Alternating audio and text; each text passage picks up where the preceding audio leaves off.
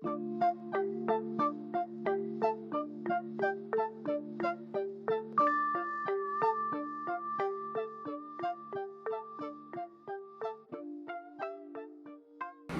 everybody, welcome back to the channel. Thanks for joining me today. Today I want to get a few things done. One is to get the fuel system plumbed in and the TGVs back on the intake manifold. That'll be number one. Number two, I had to actually bolt the old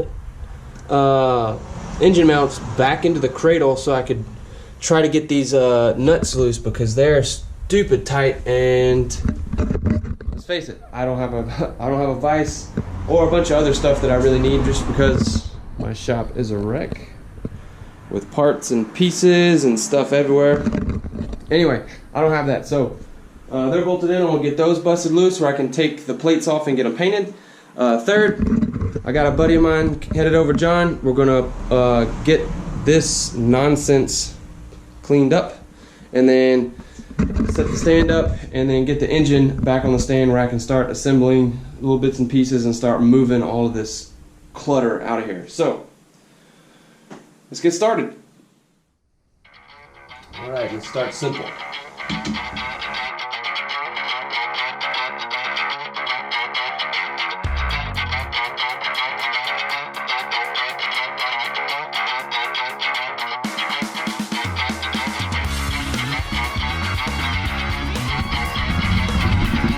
Alright, now that's done, on to cleaning, making room.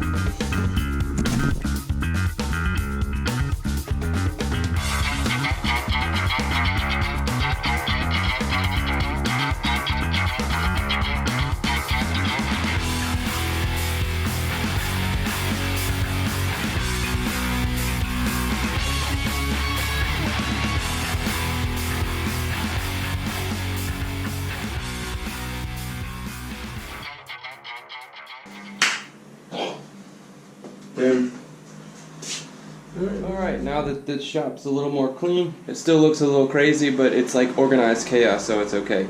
Now I've got the engine on the stand. We're going to go ahead and take the oil pan and pickup and the baffle that's sitting over here. Go ahead and get that installed, but first we're going to go ahead take maybe some soap and a sponge, just real lightly, kind of clean the oil off here, and then go back with some isopropyl alcohol. Make sure there's no oil on the surface before we put the gasket maker stuff on and set it all down. So let's go ahead and get started on that.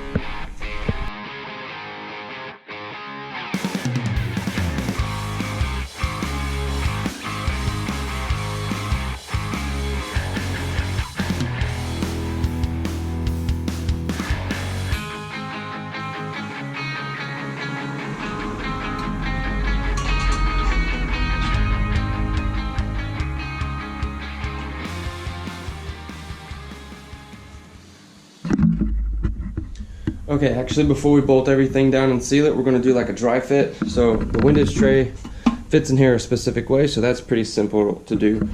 But I'm not 100% sure that the oil pickup is going to sit like it's supposed to in here, meaning that I don't know that my oil pan is correct. So we're going to do a dry fit, make sure everything kind of fits and sets in there right, and then we'll seal everything up. So let's get started with that.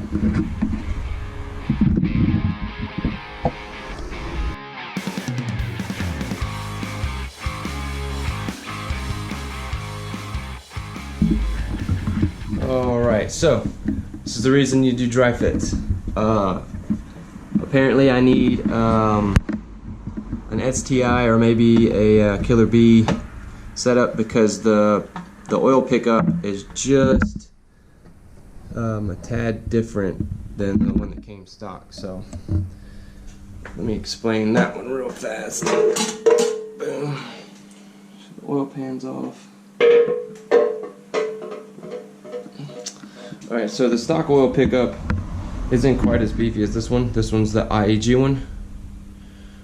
It's got it's thicker metal, so it's more durable, not prone to cracking as much as the stock one. But it also has these lips on the bottom of it.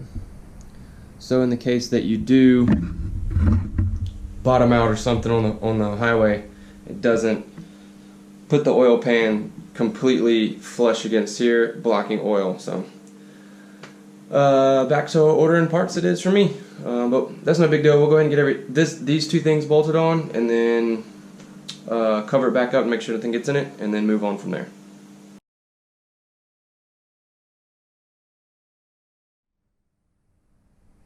Okay, ladies and gentlemen, I have gotten the new fuel rails on, as well as the injectors put in. I've got the fuel lines ran like they need to be. Turned out pretty nice. Everything's just kind of lightly snugged down. I'm not gonna bolt everything up, snug it down until I'm ready to snug it down, basically, and put it in the car. So I've got everything done that I want to do. I got my shop cleaned up a little bit, even though it's kind of still messy. Organized chaos, I said it earlier. I got my fuel rails put on like I need to. Got the block on the stand like I needed to. Got my turbo inlet pipe all set up, pairing.